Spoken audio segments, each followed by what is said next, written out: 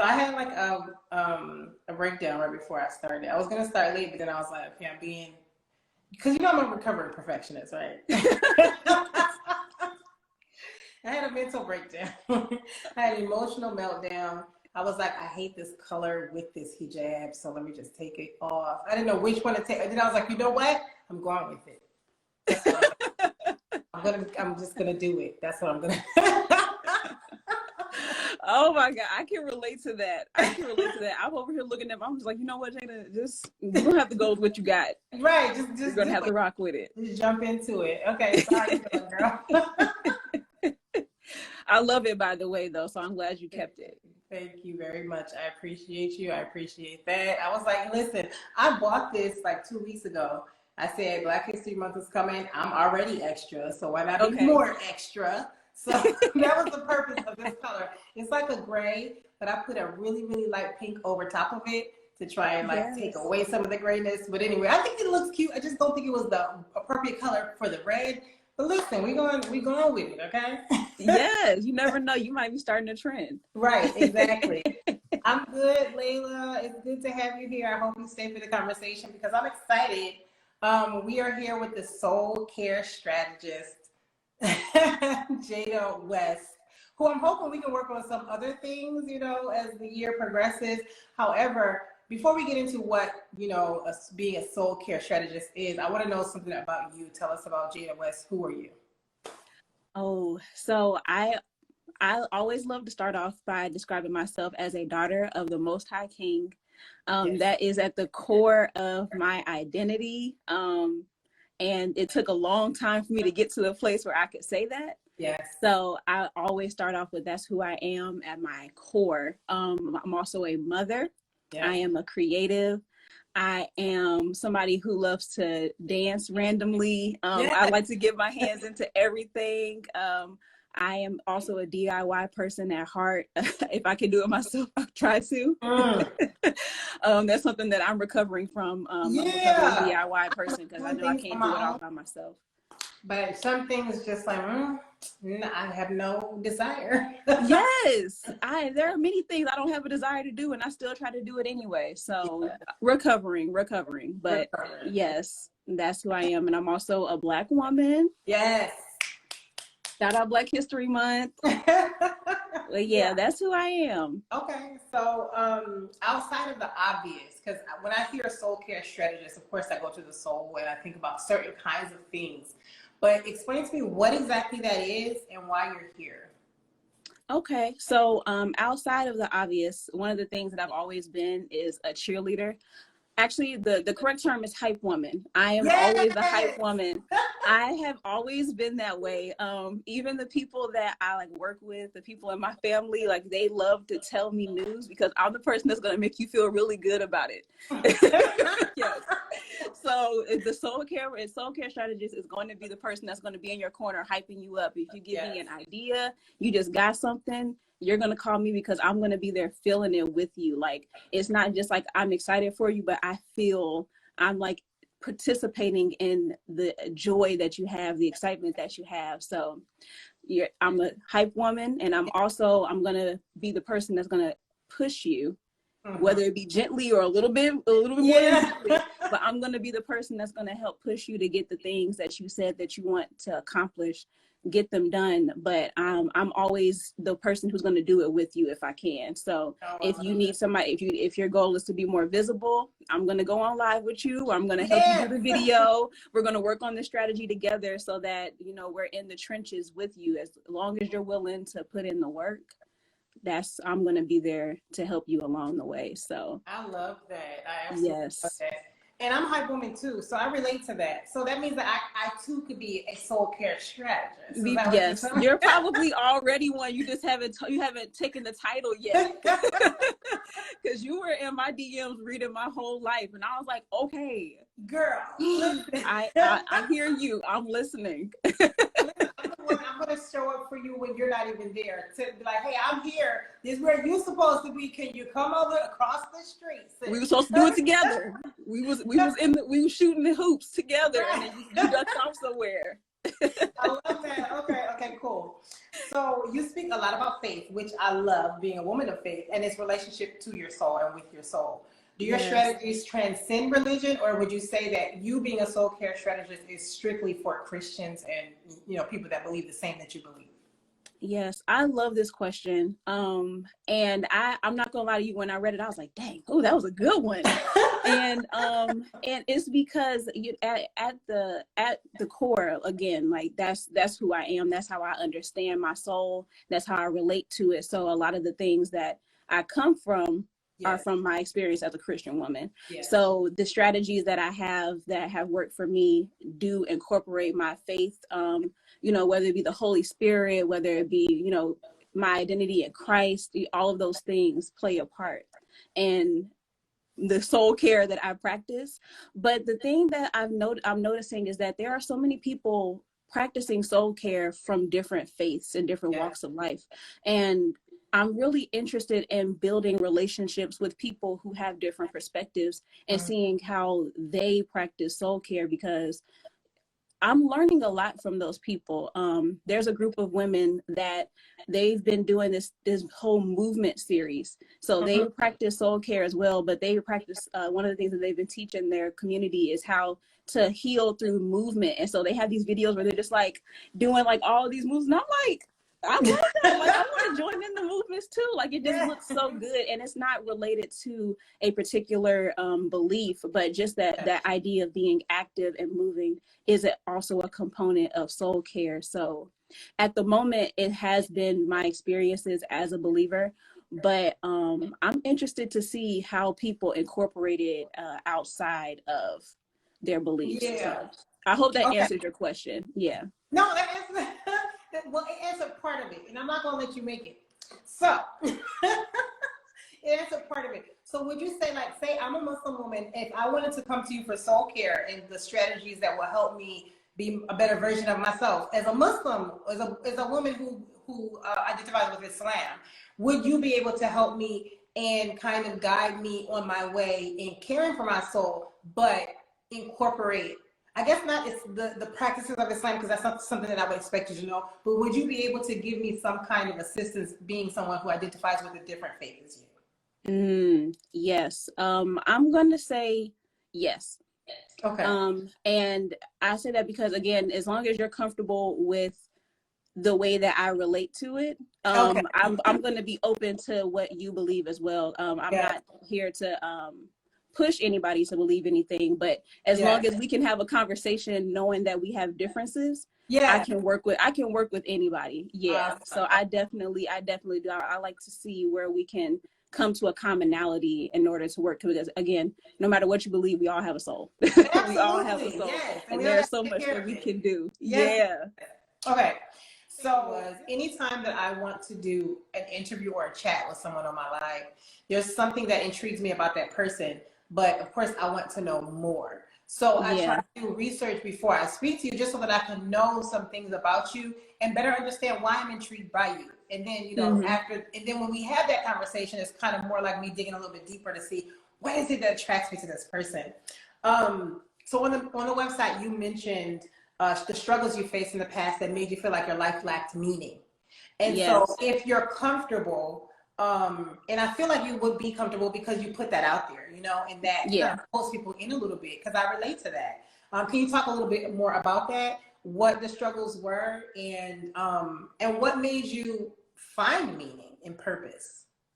Yes. Oh, that's good. And I believe that it really started, I started to realize it back in college. There was a lot that I didn't value in myself.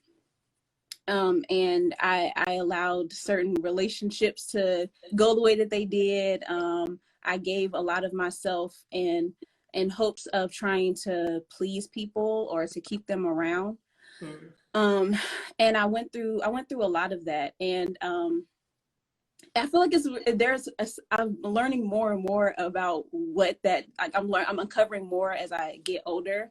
But what has transpired most recently is, so my background is in fashion design, repurposed fashion. Yes. That's what I did my entire life, even as a kid, like 5 years old. I tell everybody, like, I was cutting up socks and making clothes for dolls. Like, Are I you really serious? loved fashion. Yes, I loved making clothes, specifically repurposing. But the thing that I noticed was that it was just lacking.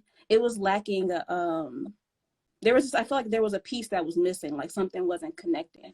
And as I started to let go of that idea that I'm only a fashion designer, as an identity, as opposed to a role that I had, a lot of other things started to come up that I didn't realize were there.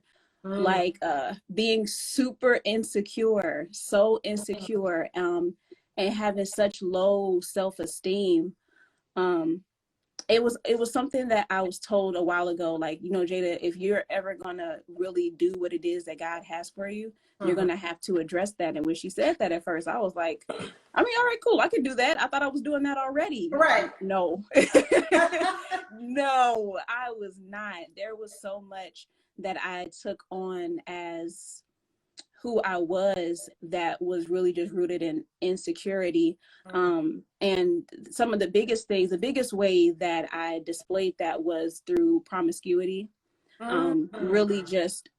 Really just allowing not anybody, but it was more than enough, like for people to just have that access to me that really didn't deserve it. And it was because in my mind, I felt like I had to give this because I want them to stay around. I want to prove myself worthy. I want to show them that I have worth, that I have value. And the reality of it is that I had to find that for myself. And so I went through like a really intense process of confronting those thoughts, confronting those things, even to the point where I would literally write down what I was saying to myself, like, you're a terrible mother, which was one of the things that I would say to myself. You're never going to be successful, or you're always going to be single, which is like a really, that's something I don't talk about very often, but even the idea of finding or having a husband or a partner, those things were stuff that I constantly repeated in my mind, and I'd internalized. And so when I finally confronted them, I like broke down in tears. Like I probably, the pages in my journal probably are crinkled up from me just like crying and writing it out. And so that's been my process ever since, really just confronting those things and challenging them, sitting in them even when they're uncomfortable, and getting to the point that I'm at now where I can talk about it without completely bawling, even though I'm getting a tear like, thinking about it. But I want to give you a hug. Oh my God. No, but I mean, that's deep. And I relate to some of it. Of course, we all have insecurities, and then, we feel like we lack meaning at different points, because it's kind of like an ebb and flow. There's up and down. There's points in times where I still now, some of the things that I went through prior, they still affect me at times. Yeah. So knowing that you wrote them out and were able to, I guess, kind of heal through that process is a beautiful thing. One of the things that I did kind of to heal some of my insecurities after having my first child was affirmations. I literally would do affirmations in the mirror, because I thought I had the best body in the whole world. And it was just like, listen, nobody can touch me. And then one day I woke up and I had a child, longer boobs and stretch marks, and I was like, what? Who did this? What did you do to me? I was crazy one day, and I was like, I can't believe this happened. The woman with the best body in the world, literally. And so, I don't know, I'm always interested in how people heal through that and move through those places and those emotions to get to a better place, Yeah. So would you say that you're still healing, or would you say that you're past that point? Well, I will always say that I'm healing. I just feel like that's just being honest. But I do believe that it doesn't have the control over me that it did before. And that I can identify it and address it without it hindering the goals that I have in life, which Yeah. what was happening before, for sure. Like it was taken over, and now I have more control. Yes. Oh, that's beautiful. Okay. So when did you decide that you wanted to help other people heal their soul? And Yes. Well, the funny thing is that I honestly didn't realize it. I kind of realized it in the process of doing it myself. Mm-hmm. So I created the Soul Care Journal. And I created the journal for myself. Like I was like, I knew that I had an idea that this was going to be something that other people needed. And I like to go into things not being naive and assuming that it's just for me. If I'm going through it, I assume that there's somebody else that's going through it as well. Absolutely. But I knew that at first I needed it. So I started working through the journal and sharing my experiences. And then I started to notice that people were relating to the things that I was sharing. Like, people were commenting and they were really invested in what it is that I had to say in the journey. And my first YouTube video talking about when I quit fashion design, like that was the title of it, I quit fashion design, which is super dramatic, right? But I put the video up and so many people really responded well to it, which was encouraging for me because that was the first video that I put out that wasn't related to fashion, because my videos prior were tutorials. So as I started to share the journey with other people, I realized I really had a passion for helping people go through this process as well, and even expedite the process if possible, because there's a lot of things that we don't have to endure if we just get the wisdom from somebody else, and we don't have to make the same mistakes. So it happened somewhere last year in the midst of everything that was going on. But that's when I knew that soul care was really what I wanted to pursue. Yeah, when I first started following you, I loved those videos where you were like repurposing stuff. How long were you doing that for? Like, was it a profession? It started off as a hobby. So I started in 2018 making the videos, super inconsistent. Like you might get like 1 or 2 videos like a year out of me. But I started off blogging. I hated blogging. I don't like writing. I was like, I would prefer to just do videos and you just document the process. So I started in 2018 and ended in 2020. So I started at first doing the videos, and then people were like, Jada, you should sell these. And so I was like, at first I was like, no, I don't want to. I'm good just making the videos. So then I moved into selling them, which was an interesting experience. But, it's not something that I see myself going back into again, at least not in that capacity. But yeah, the tutorial started in 2018. I was like, I really want to get it back into fashion. And I want to show people how to do this the way that I learned how to do it and the way that I feel confident in doing it. So yeah, that's when I started. That's awesome. I mean, like, I love fashion, of course, I always have. My sister have a fashion business and like ready-made, custom-made clothes, and it was just a lot. However, I mean, that's how you pulled me in initially. I know so people still come to me like concerning fashion. I'm like, how are you finding me? I think it's through They were so dope. Oh my God. And I don't doing things that I don't enjoy, and I don't know whether or not you still enjoy it, but if it's not what you have a passion for, then it's not something you should be doing. Yeah. I think I definitely, at some point, I really did lose the passion for it, especially after 2019. Yeah. Well, I've been doing it so long, like even before I documented it, that's what I've been doing. I've been doing it most of my life. So it was like, it was new to other really but I've been doing it for so long. Like I could have been teaching it like in middle school. Like I really was doing it. Like I was always cutting up clothes. So I do believe that at some point I'm going to get back to it in some way, but definitely not. I'm not doing the custom game no more. Like that is not. People don't want to pay for that. No. I mean, if it's like one of a kind, maybe. But if it's custom, I guess it would be one of a kind.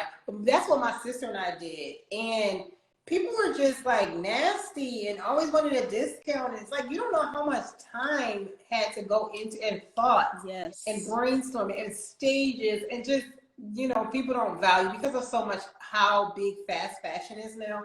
I think people they don't value it. I'm gonna go back and look for those YouTube videos. Yeah, they're up there. They're still like my most popular videos. I have like this one I made a 2-piece out of a sweatshirt, and that's like one of the most popular videos that I have. That one. You said what? I said I think I might have seen that one. I watched several of your YouTube videos. The one where you was about to do a YouTube video, you were about to do a photo shoot rather. I was watching. It was like, oh my God, I only got 30 minutes left. The sun is leaving. It's something like me when I be trying to get a photo shoot for content. And yes. Husband, we be arguing in the middle of it. It's like, we done lost the day. People need to know the truth. It ain't pretty. It isn't. It takes so much time. I was just having a conversation with somebody right before this call. Yeah. Talking about how long content creation takes. You would not believe that literally 30 seconds takes hours. Yes. People don't understand that. Y'all better watch, share, like, say, subscribe, like all you of know it. what I'm saying? All of the free stuff. That's all you need. This is free. Why can't y'all do this? You're right. Do this. Okay. So as it relates to fashion, I don't remember if you said you started selling some of it. Yes. So would you say that you became an entrepreneur at that point, or you're actually an entrepreneur now? So, I've actually been an entrepreneur even in high school. So like a little known fact, I used to make prom dresses in high school. Yeah. No, Bibi, I'm serious. I've been sewing most of my life. Like my life has really been fashion. So I was making prom dresses in high school. I had a couple of clients. I kind of did a lot. I was doing hair. Like I was like really like hustler. Okay, like I was trying to make my money. Yeah. Okay. So I've always had like the desire to be an entrepreneur. And I let it go when I got to college because I felt like I wanted to go a more traditional route with fashion.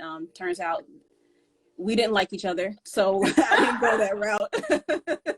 And so now back at it, I've been doing entrepreneurship officially since 2019. Okay. So that's when I started like really setting it up and having it have a structure and all of that. Okay. And so people say like, congratulations for I sell mugs. And they say congratulations for starting a business. I don't really see that as starting a business. I don't really see myself as an entrepreneur yet. Mm-hmm. What do you think makes one an actual entrepreneur? Enables them to actually say, I'm an entrepreneur now? You know, I've always ascribed to the belief that you should start to, it's the moment that you start to develop a brand, even like as influencers, like a lot of influencers don't like to call themselves an entrepreneur, but you're a brand, you know. Yes. Like the product that you sell is not necessarily physical, but you're still selling something. You have an impact and you have people who are invested in what you're doing. So I believe that the moment that you start to put a brand out there and make yourself known, you are an entrepreneur. Now there are different levels or different steps, you know, when it comes to like actually making money and right. having the structure set up and all of that. But I just believe that you should really get yourself in the mindset of I'm an entrepreneur now, and then move that way. Cause I just believe you're supposed to like, I'm not an entrepreneur till I have the LLC or until I have a legal structure, which some people will tell you, and I understand why they say that, but I don't believe in doing that. Like, I think you should just adopt it early on so that you start to make those moves, whatever you need to do to make it happen. So yeah. I have some things to think about because that's so true. I mean, I've been doing this for a couple of years. I got more, in 2020, I got a lot more serious because I had the time. And more realistically, I had the space because I was home. Because the time, it just keeps going, like chipping away. Because of how many things, you know what I'm saying? How many things, which brings us to our next question. How the heck do you do it all? Okay, so are you only doing the entrepreneurship thing, or do you also work a 9 to 5? So I'm a full-time entrepreneur as of 2020. Goals, sis. Goals. I am so done with clocking in to, build somebody else's dream. level Yes. somebody else's company out. I'm so over that, and I've been trying to make this transition. But 2020, like I said, it gave me a different kind of perspective and made me look at the world differently because of how many things were out of our control. You know what I'm saying? Yes. So I had to like take myself real seriously, and so much changed. However, what do you say are the three pros and then the three cons of entrepreneurship? If you were to pick three of them. Okay. Okay. So I'll end on the pros. I'll start with the cons. Yes, I like that. Please do. Okay. So one of the cons is that you do really have to a lot of it is mental. A lot of a lot of the challenges that you'll find are with your mindset. And it's really difficult to try to discover what those are when you're not fully immersed in entrepreneurship, because you're still kind of in that mindset of, I still have a steady paycheck coming in, or I know where this money is coming from. So you don't have the not necessarily the hustle mentality, but it's just like you have a backup plan basically. Yes. So that would be the first thing, is that your mindset is going to be something that really has to be addressed. And that's not always easy. No. Another con is if it doesn't work out, it falls on you. Girl. You can't blame it on nobody else. Like, you can't be like, no, my boss is tripping. No, I'm the boss. Like, I'm right. Yes. So you really do have to take a lot of the responsibility that you don't have to take when you're working for somebody else. And then the last one I would say is one that is, people will always say, is that it's not steady, like it's not a guarantee. And so you really do have to be, not necessarily, because I don't ascribe to the hustle mentality. Like, I don't believe that you have to work.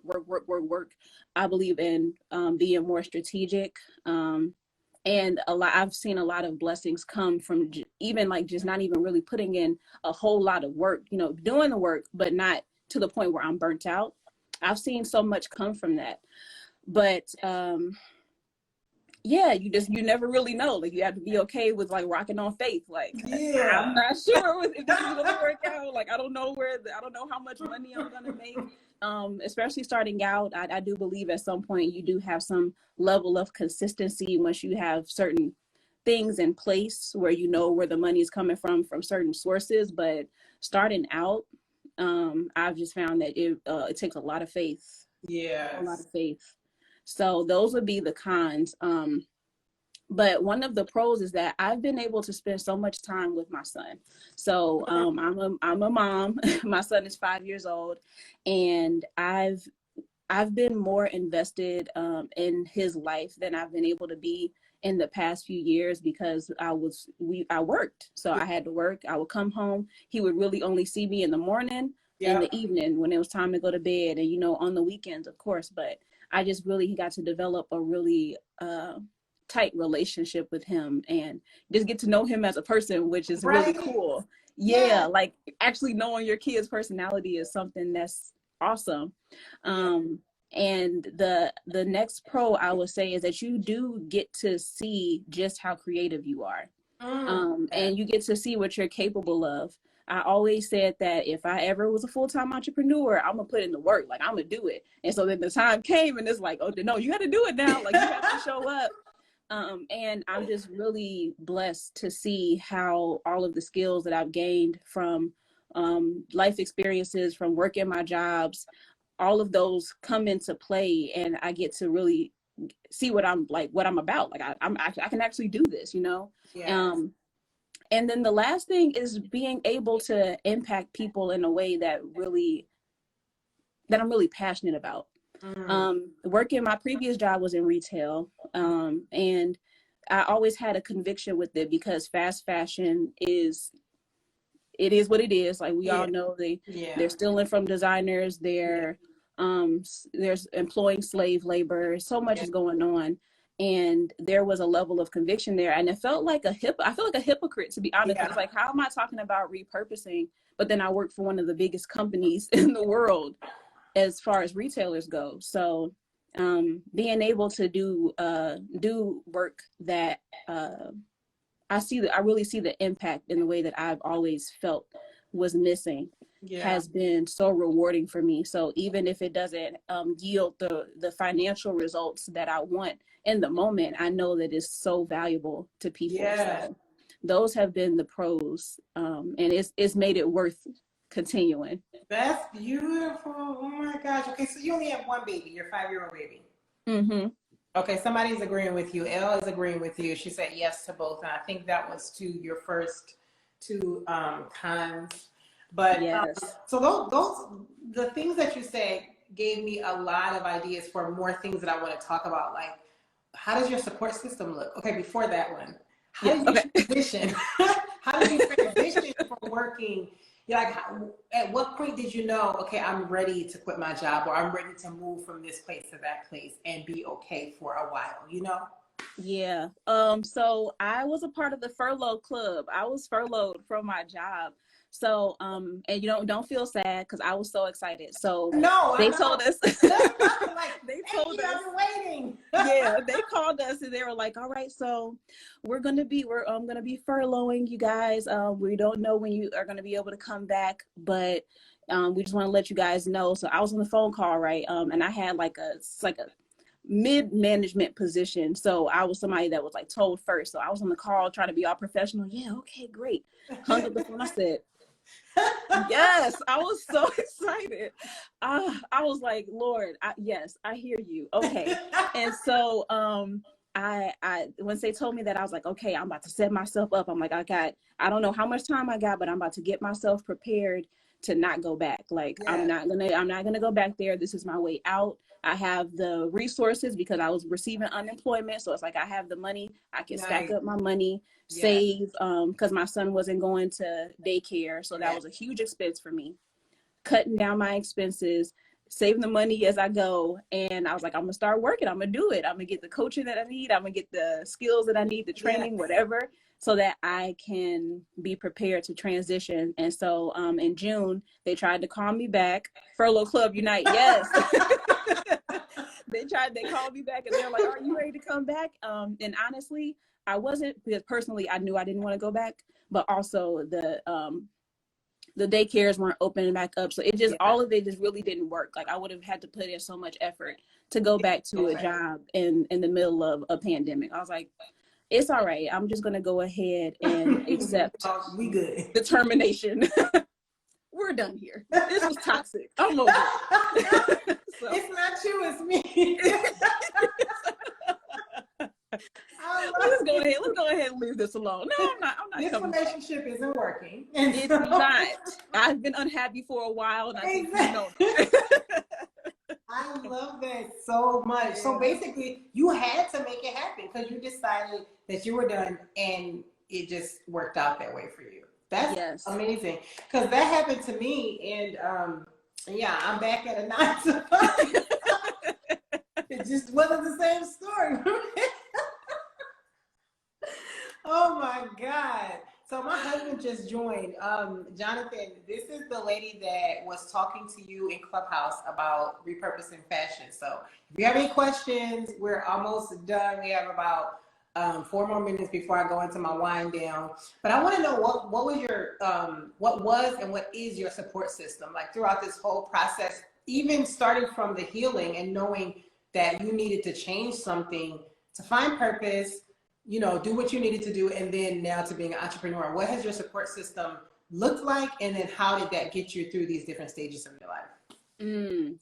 Well, I've been so fortunate because my support system has been my immediate family. So I'm at home, which is another expense that I don't have to worry about. Thank God. Yeah. I know it is good. I'm set up for success. Like I didn't have an excuse. Yeah. So I have my parents, I have my siblings, and my parents have always been so supportive. Even so much so that when I told my mom, like after the call, my mom was the first person I told. I was like, Mom, I don't think I'm going back to my job. And she was like, if you don't want to go back, don't do it. Right. Okay. Like, I'm gonna be obedient. I'm gonna listen. So, so my support system has always been down for me. Like even as a kid, my mom would always get whatever she could to support my dreams at the time. Sewing machines, fabric, everything, like everything, even so much so that in 2019, I had my first solo fashion show. My mom was the one that put that together. Yeah, like I have the best support system. So I've been so blessed because I know that's not something that a lot of people have. Right. So I've had a lot of help in every decision that I make. My family, I'm probably the way that I am because my family's like that. Like if you want to do it, okay, let's do it. Let's figure out how to make it happen. If you're really serious about it, we'll support you in it. So yes, that's been my support system. Okay, what part did they play when it comes to your healing process? So the funny thing about the healing process is that it was very personal. So a lot of the things that I was going through, I didn't really express with my family. They were able to support me in the ways where I didn't have to worry about some of the things that I would have, say for instance, like if I was in a city by myself or just with my son, you know, there would be other factors that would affect my ability to take time for myself and to really process those things. But the actual work was very much a personal thing. And not until last year, the end of December of 2020, I have finally found a mentor, which is something I've been praying for all 2020. I was like, Lord, I need help. Like, I don't know what I'm doing. Soul care. I mean, you've been guiding me through it, but I need help. Like, I don't know what this means. This is so new to me. So I found a mentor who is a soul care practitioner. Like, what are the odds? What? Yeah, she has like a whole program where she helps people train. She trains people to be soul care practitioners in various fields, finance, fitness, everything you could think of. And so we ended up connecting. Yeah, no, she is the bomb. She is the bomb. That's amazing. She is serious. I'll definitely get us connected. I found her on Clubhouse of all places.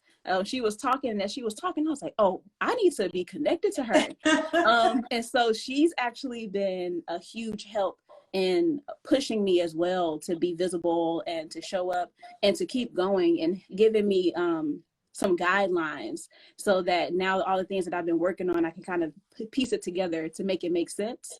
So as of recently, she's been a part of my support system as well. I went ahead and just like, we have to be connected. Like, I need you. So let's do this. So I call her, she's my big sister, Latara Venice. Yeah. So that's been my support and the healing process specifically. She's been a big help in that. Awesome. Okay, so Leon is saying that family support systems are amazing, so beautiful and such a blessing. I totally agree with that. And then she wants to know about her as well. So if you're willing to share your mentor. I can share her. There's lots of us that need that. I want to get better at what I'm doing, specifically as it relates to the fitness, because I'm a new fitness instructor. So I'll send it to you, Leon, once I pull it out of her teeth. I'll definitely share her. Okay, cool. So I had one more question. Do you have like a couple more extra seconds? Sure. Okay. So I just you mentioned about slave labor, and I wanted to know, did you know anything about, as it relates to fast fashion, Alibaba specifically? Alibaba, no. Okay. I hadn't heard about Alibaba. Okay, no, I don't know either. Somebody mentioned it on Clubhouse, and it's a manufacturer that I wanted to work with. And so I wanted to know, they didn't give any information other than saying that they had some interesting practices. So anyone that is connected to fashion, I always ask that question. But there was something else that you told me, that you said, brother, that I wanted to speak to before we went to the wind down. Let me see if I can get it. It's not coming to me. I feel like it's going to. You feel like it's going to? It's not? Yeah. Okay. We were talking about soul care. You said you found a mentor, soul care practitioner. How long has she been doing that? That's really interesting. I didn't even know this was a thing before you. I didn't either. Like what? I was like, you've been doing this the whole time? This was the question, actually. I wanted you to talk about your soul care journal specifically because you haven't really told us about it. Tell us about it so that the people that are here and that watch this later can get it, can learn from it, can learn from you, and can use you as a resource if they need to. Yes. Okay. So the soul care, I have it with me. I had it with me just in case. So this is the soul care journal. This is what was birthed out of 2020 and all of its craziness. And it's the perfect journal for creatives specifically. The way that my mind works is that I don't really like prompts. You can gently guide me, but sometimes you just never know what's going to come to my mind.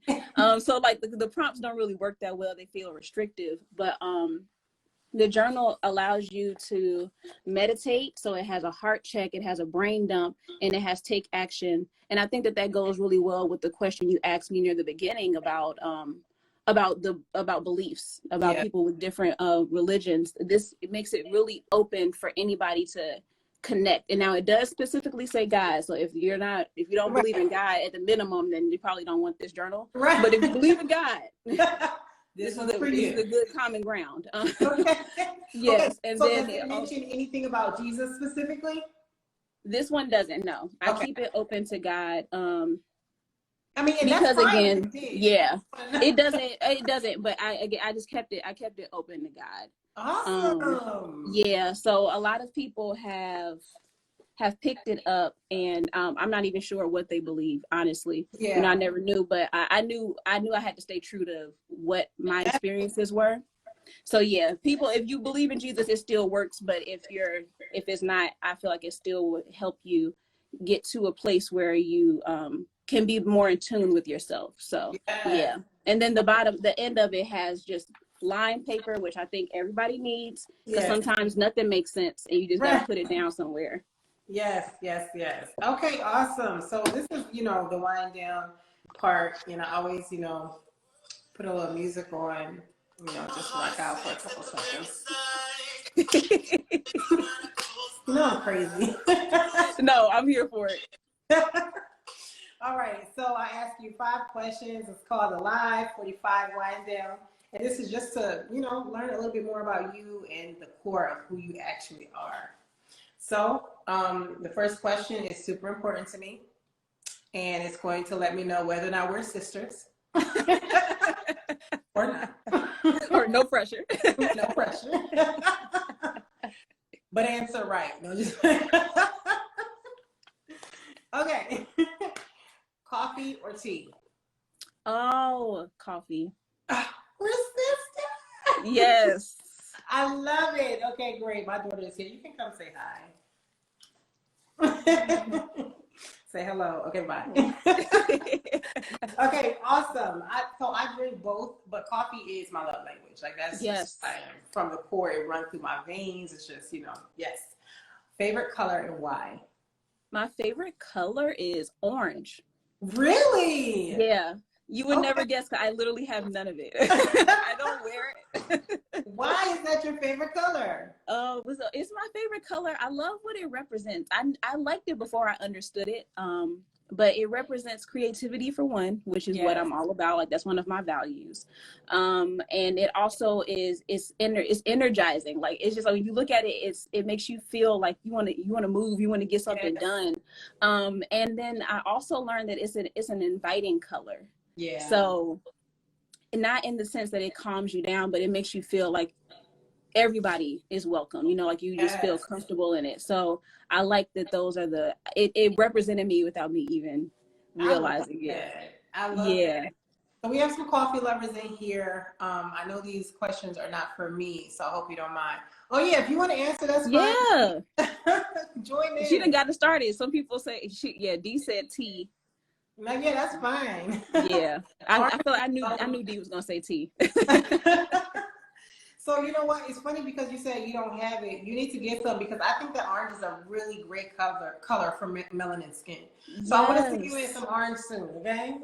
If you find something good, send it to me, because I just haven't found it yet. Okay, yeah. And you have to write the right shade matters, because certain oranges are not going to complement. You know what I'm saying? Yes. So it really depends on your undertones and things of that nature. Okay, so what's one thing you can't live without? Oh, that's a good question. I'm gonna have to go back to coffee. It just becomes so much of my life that I really don't know. I don't know how to react if I don't have it. So your life is just, it's not the same. No, and I'll really not the same. If I have to alter it to make it healthier, I'll drink it without sugar, but just don't take it away from me. Don't take I it don't away. know if I can drink it without sugar so much, but no, it's a stretch. But good coffee, real good coffee. Yes. Get you a good cup. That's true. That's what her husband be saying. He drank it yesterday, just black, and I'm like, how? What's the purpose? I don't explain. Okay, so second to last question: what inspires you? And I always preface by saying you can't say anything that's obvious. We know God inspires you. We know, your belief system. We know those things. Dig a little bit deeper. What inspires you? Okay, I can do that. So I had a feeling you were going to preface it too. So I like let me get creative. Yeah. So what's been inspiring me, especially right now, are people's stories. So I've actually started a campaign for this month, for one, to keep me consistent. Yes. So that I show up and I'm visible. But also because I really want to hear people's experiences. Like, I think part of me was inspired by your series. Like you started the series and listening to one woman who did what was it that she did? Ayurvedic. Yes. Yes. Yeah. Ayurvedic medicine. Yes. That too. I really loved hearing how she got to that, and even like with some of the convictions that she had as it pertains to yoga and stuff. I was like, that's so interesting. Yes. So that would be my concern too. Like, how did you maneuver that? So hearing people's stories has really been inspiring me, and getting me charged up. It's been giving me ideas. It's been like pushing me to want to help them share their stories. Yes. And so that's what's been really getting me going lately. Awesome. That's beautiful. Oh, I feel special. Yes. No, I don't know how, like, we've been connected for a while, but I just like really feel like I want to remain connected with you. Absolutely. Yes. Oh, I love it. Beauty. Yes. My sister. And you like coffee? We're soulmates. Okay. This is the last question.